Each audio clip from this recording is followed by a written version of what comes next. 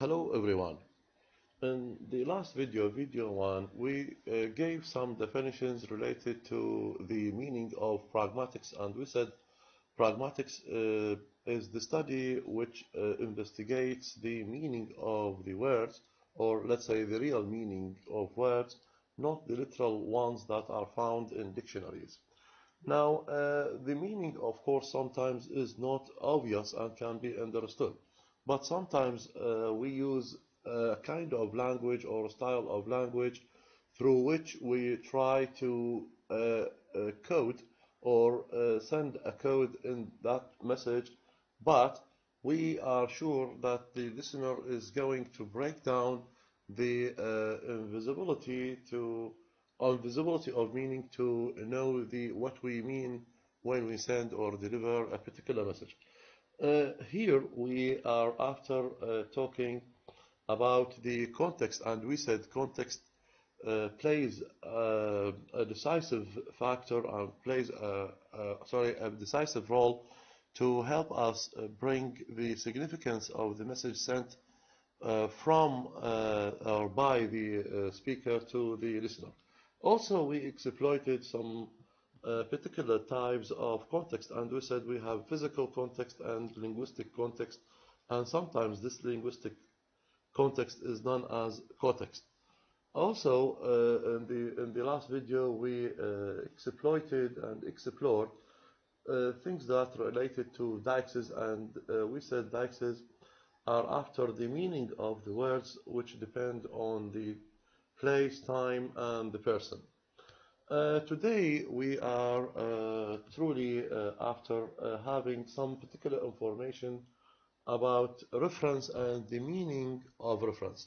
In the beginning of this section, the book introduces some particular facts related to how easy breaking down or knowing more about the deixes, but sometimes you see here we as speakers use words, and these words do not refer to anything. However, people are going to be the major player in the game to use some particular words to refer to something, and these things are understandable from the part of the listener. Let's proceed. We have to define reference. What is the reference? Reference is found to be as an act by which a speaker or a writer, okay, a speaker or a writer uses language. It means uses particular words in language or particular style in language to enable a listener or a reader to identify something. Let's move to the rest of the entire paragraph to understand what is meant here. And I may use some examples we use in our daily dialogues and communication to join the and to make it easy for everybody to understand what is meant here by reference. Now, again, back to the book. To perform an act of reference, we can use proper nouns like Chomsky. Now, for example, and the book will also supply us with this example, it's not mine. Have you finished with Chomsky? Now, Chomsky is a person, but sometimes when we give an example like the one that I used, have you finished with Chomsky, it means not with the person, of course, but with the book Chomsky wrote.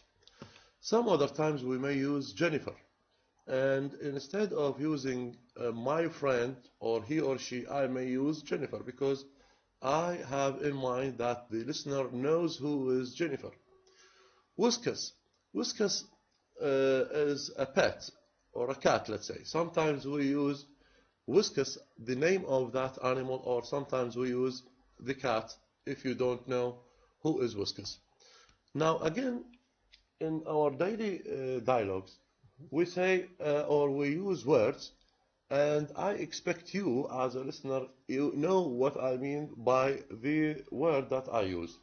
We sometimes assume that these words identify someone or something uniquely, but it is more accurate to say that for each word or phrase there is what a range of reference. I don't use a particular word hazardly, but I have a reference for that word for you to understand. Let's move to the details. The words like Jennifer or a friend, you see here, I can use Jennifer to refer to my friend, Jennifer. I can say she when I feel that you know my friend's name is Jennifer. So sometimes I use Jennifer to refer to the real Jennifer. Sometimes I use a friend to tell you that my friend is Jennifer. And sometimes as a female here, I refer to Jennifer by the use of she. Neither do I use a friend or Jennifer, but I say or use she because I already know that you know who is she, who is Jennifer. Can be used to refer to many entities in the world. As we observed earlier, an expression such as the war, this is in the example given in the first page of the chapter, doesn't directly identify anything by itself, but its reference depends on who is using it. Now, what is meant here is that war means a lot of things, but precisely when I use the word war in a particular context here, you know which war I'm talking about or I'm referring to, sorry. Interestingly, we sometimes refer to words, and these words refer to something we are not quite sure about. Let's see. We can also refer to things when we are not sure what to call them, what to call these things. Now, in Arabic, in our own daily practice of language, I sometimes use, in Arabic, I mean, أخويا or أختي, ابن عمي, بنت عمي. So these words, we use them because what? Because we don't know maybe the name, which means the particular reference or the precise reference to that person. That's why I sometimes use such words, or I may use other words to refer to that body or to refer to that thing. We can use expressions such as the blue thing. If I don't know the meaning or the name or how to name a blue thing, I may use the color of that thing to refer to something. That icky stuff.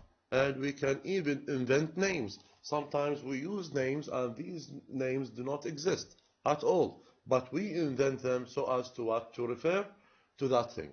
Now, for instance, there was a man who always drove his motorcycle fast and loud through my neighborhood and was locally referred to as Mr. Kowski. Now, we don't have, in reality, a person whose name is Kowski. But because I don't know the particular or the particular name of that person who used to drive his motorbike in the neighborhood very fast, I don't know his name. That's why I use what? The name or the brand of the motorbike he used. So I say Mr. Kowski.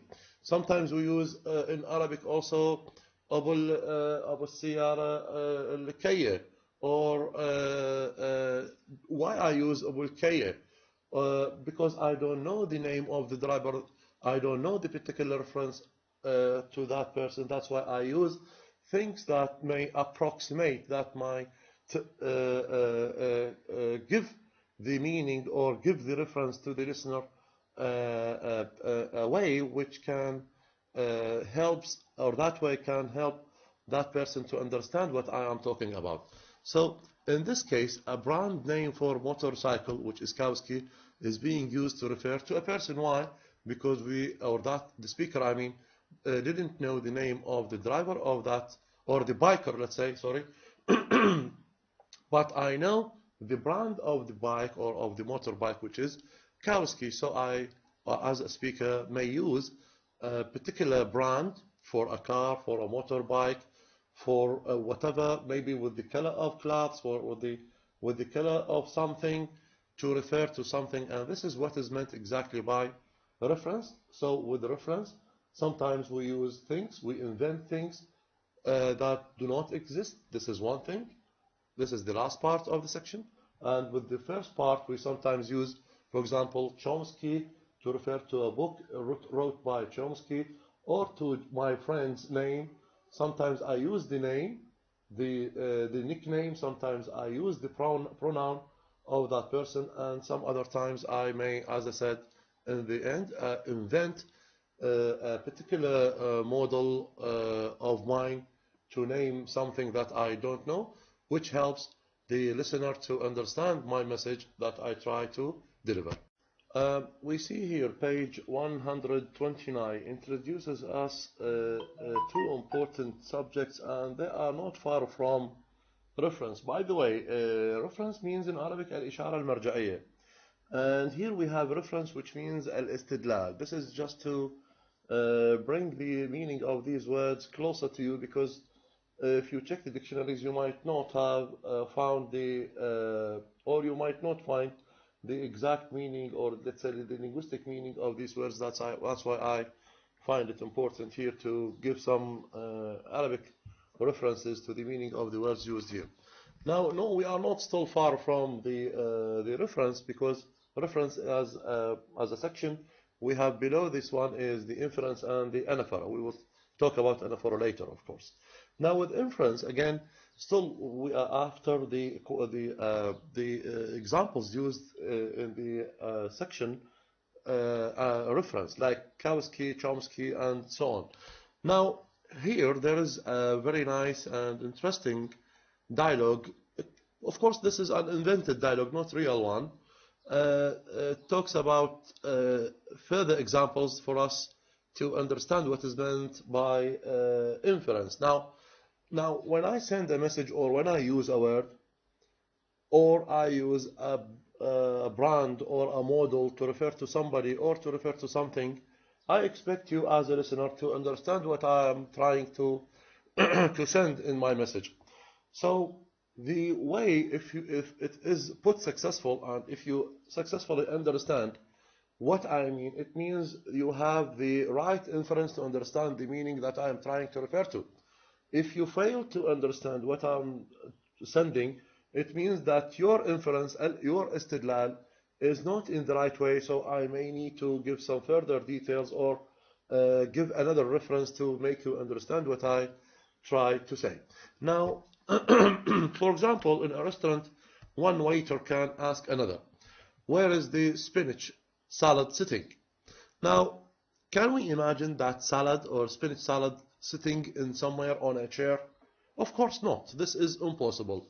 But the waiter here in this example, the imaginary example, used this spinach salad to refer to somebody, and receive the reply, he is sitting by the door. You see here?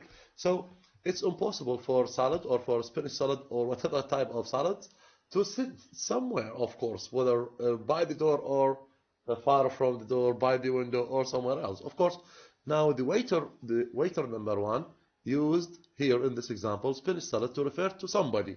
This body is a male, of course.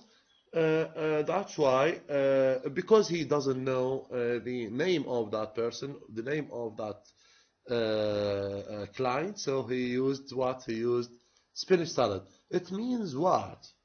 For the other waiter, it means the man who always asks for spinach salad. Or maybe this person is featured with some characteristics, and these characteristics and features are, let's say, coded or understood between the speaker and the listener. Now, this person, he is sitting by the door. Now, if you are studying linguistics, you might not ask someone, can I look at your Chomsky? You might ask someone, can I look at your Chomsky? Chomsky is one of the prominent scholars in the field of linguistics. He is a politician, as well. So we are not after talking about the biography of Chomsky, but this is Chomsky. He is a writer and one of the figures in the world. Of course, his age about 90 or 91. I'm not quite sure about his age. And get the response. Now, can I look at your Chomsky? It doesn't mean that you own Chomsky, but you own maybe the book that Chomsky wrote one day. So, and get the response, sure, it's on the shelf over there. Now, shelf is specified for putting or for arranging the books on the shelf or shelves. Now, we don't expect that we are talking now about the person himself. We, of course, expect that we are talking about the book written by Chomsky. That's why the response was in the way it is on the shelf over there. You see here? So again, these two examples help us understand that when we refer to something or we refer to somebody, there must be from the part of the listener a kind of inference, a kind of understanding. Otherwise, the speaker would not, of course, use or employ some of the words that might feel or that might seem vague to the listener. Otherwise, the message is not going to be understood. So here, spinach salad refers to somebody, he's a man, and Chomsky refers not to the person Chomsky himself, but to the book written by Chomsky. Jennifer is wearing, this is another example, Calvin Klein. Now, Calvin Klein is, if I'm not mistaken, a brand for cloths, for perfume, for cologne, for sunglasses, established, I guess, in 1986, if I'm not mistaken. I'm not after giving the history of Calvin Klein. But Jennifer is wearing Calvin Klein. Do we expect that Jennifer is wearing a person? Of course not. This is not reasonable. You avoid imagining someone called Calvin, right? So dropped over poor Jennifer, and we recognize that they are talking about her cloth or her clothing. So now, what the first number one, we understand that both speaker and listener know exactly what is meant by Calvin Klein. That's why we expect from the listener to understand the message employed here as Calvin Klein, not the person, not the inventor, not the founder, not the model, but maybe the cloths made or branded Calvin Klein. Okay.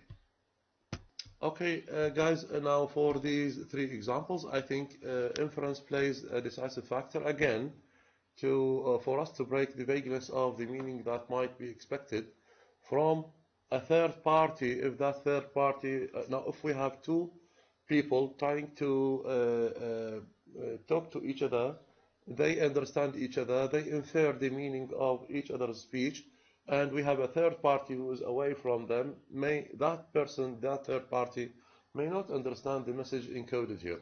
Now these examples, the examples above make it clear that we can use names associated with things like salad, okay, spinach salad, to refer to somebody who is sitting by the door. Also the names of Chomsky and Calvin Klein to refer to things. Chomsky was used to refer to a book, and Calvin Klein was used to refer to cloths or brand, for example, of cloths. Now the key process here is called what? Inference. What is inference? It is additional information. This is the definition. Additional information used by the listener to create a connection between what is said and what must be meant. Now this definition brings us very close again to the message encoded inside the message encoded inside. Now additional information. Now when we say, for example, spinach salad, there must be a connection between spinach salad and the man. I don't know what these two speakers trying to say, but I think it is very obvious.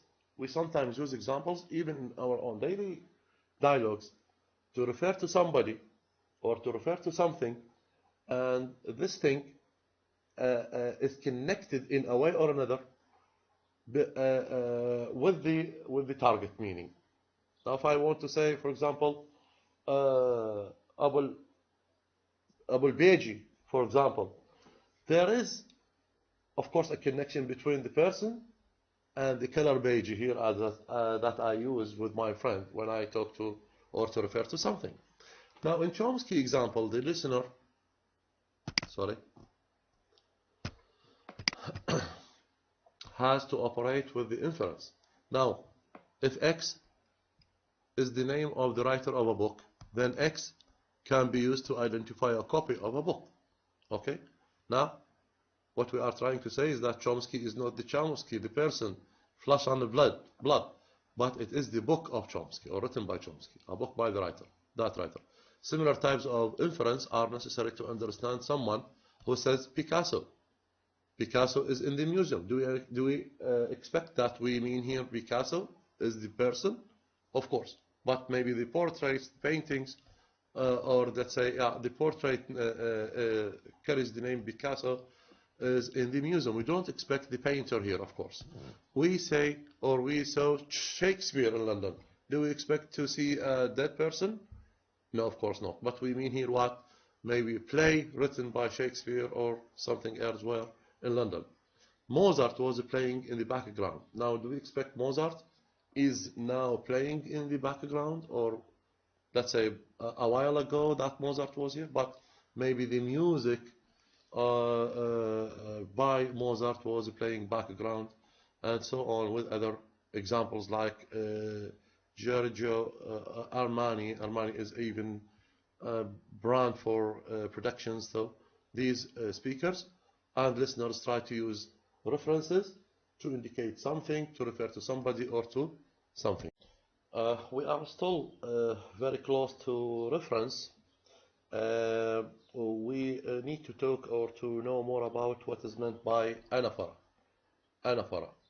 Okay, now anaphora as a definition is the use of a word that refers to or replaces another word used earlier in a sentence.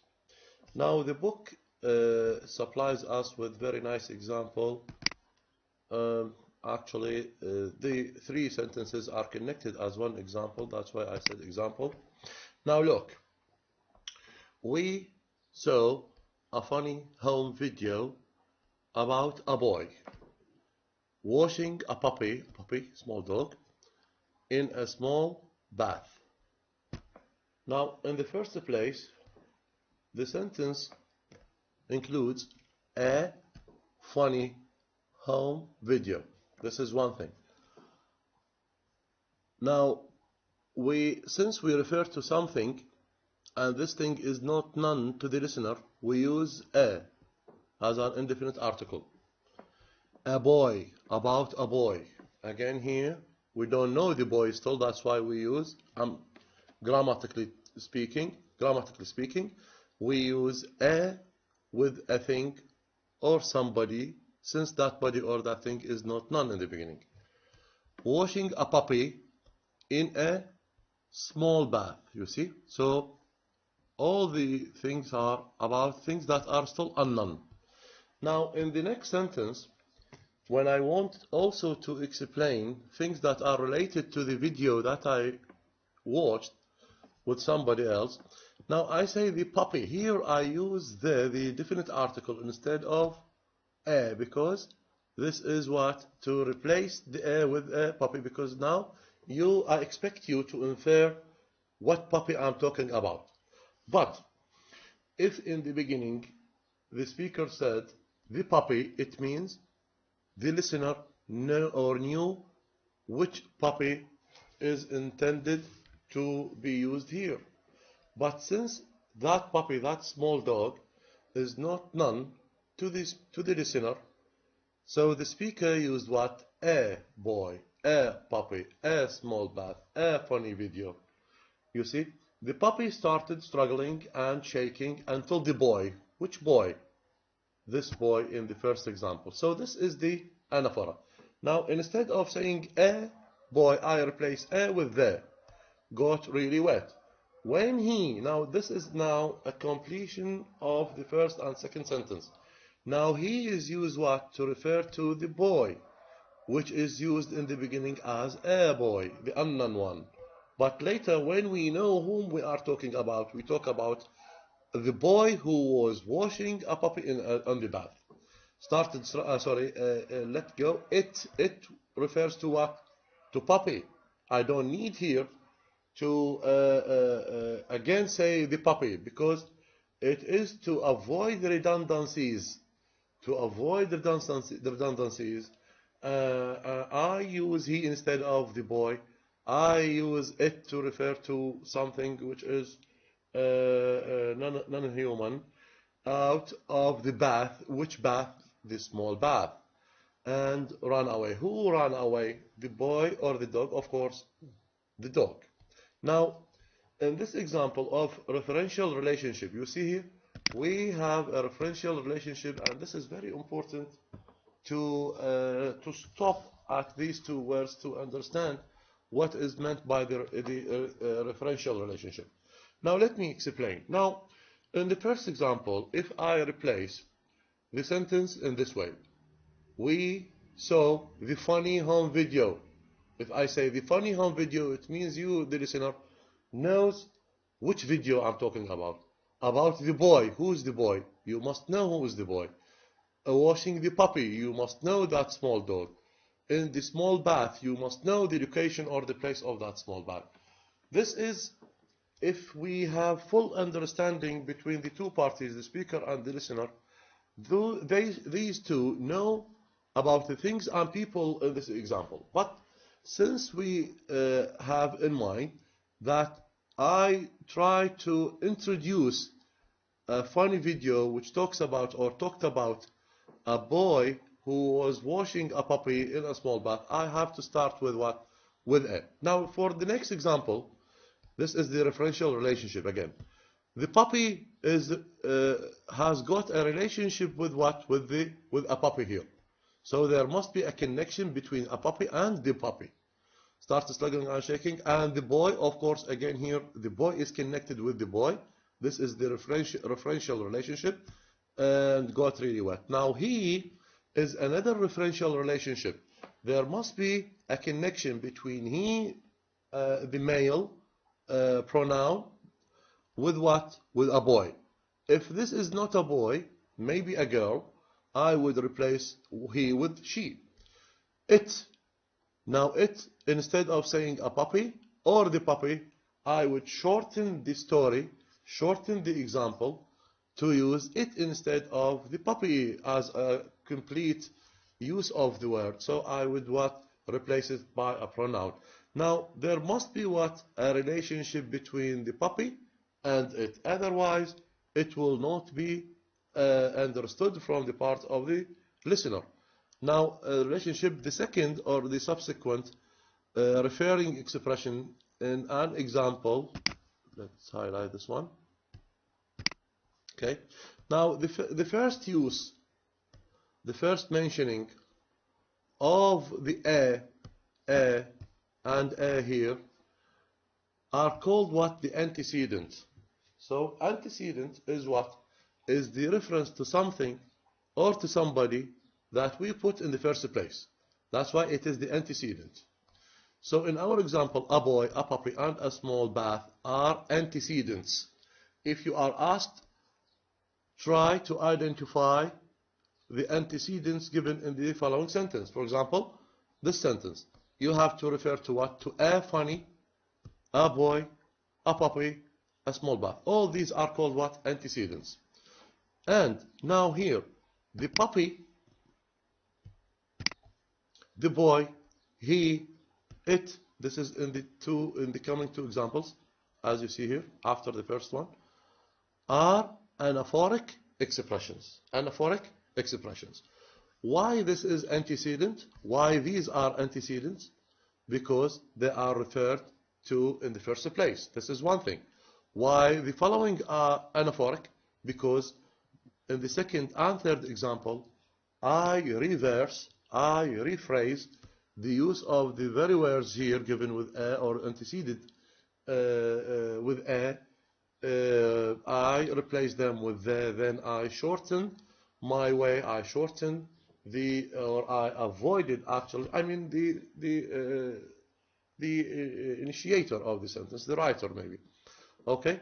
Instead of that, instead to avoid redundancy, to avoid, because we need to in our speech to shorten the reference, and this is very important to refer to the importance of anaphora instead of using or repeating the same person or the same thing in all our own speech, it will be what? It will be, of course, very redundant. Instead of that, we try to shorten the reference by using what?